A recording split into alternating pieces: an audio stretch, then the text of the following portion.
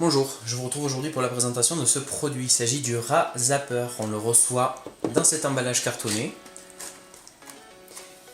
Et on trouve à l'intérieur une notice d'utilisation qui est traduite dans différentes langues, notamment le français avec une traduction qui est relativement bien faite et qui va nous expliquer comment procéder à l'installation de l'appareil, quel type de pile mettre, on a un tableau récapitulatif, et comment fonctionne ce produit. Donc le rat zapper, comme son nom l'indique, est un piège à rats électronique.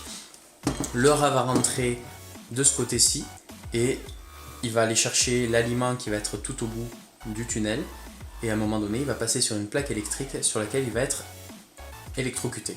Voilà comment ça marche tout simplement. Pour ce faire, l'appareil a besoin de piles, donc 4 piles AA.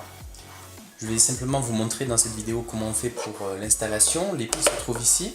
On va avoir un compartiment et on va insérer donc les piles une à une en veillant à ce que le switch soit bien sûr off.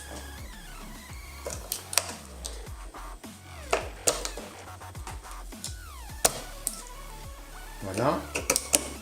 On referme ensuite le compartiment et on positionne au fond du tunnel un aliment sec. Alors ça peut être une croquette pour chat, une croquette pour chien.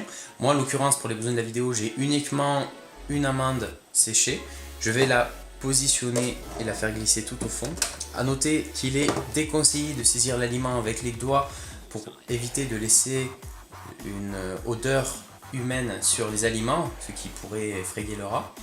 Donc il est plutôt recommandé d'utiliser un coton-tige ou un élément, une baguette en bois pour pouvoir pousser l'aliment. Donc une fois qu'on a positionné l'aliment au fond du tunnel, on va le mettre sur on. Et comme vous avez peut-être pu le constater, on a un petit voyant rouge qui s'allume et qui s'éteint juste après, je recommence. On. Voilà. Ça indique que l'appareil est fonctionnel et prêt à capturer un rat. Donc en fait, lorsqu'un rat rentre dans la boîte et qu'il se fait électrocuter, on va avoir un voyant rouge clignotant qui va indiquer que le rat est capturé, et dans ce cas, en fait, on passe l'appareil sur off, on saisit la boîte et on vide dans une poubelle ou dans une poche plastique.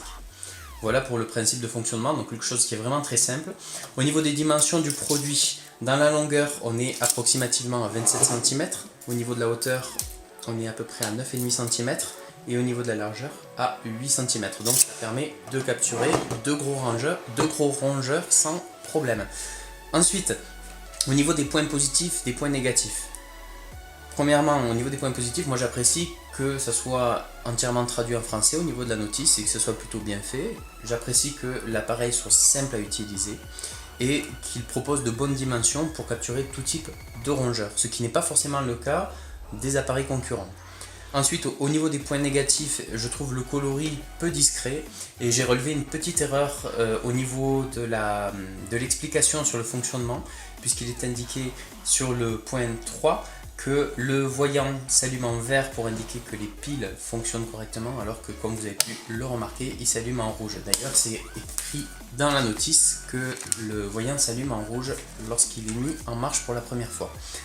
Voilà un appareil simple d'utilisation qu'on va positionner là où on a l'habitude de passer les rongeurs, donc par exemple le long des murs, dans les combles, le grenier, etc. Et qui va permettre de capturer efficacement et sans se salir les rongeurs qui créent des nuisances et des détériorations dans une maison. Voilà, je vous remercie d'avoir visionné cette vidéo et je vous dis à bientôt pour un autre test. Au revoir.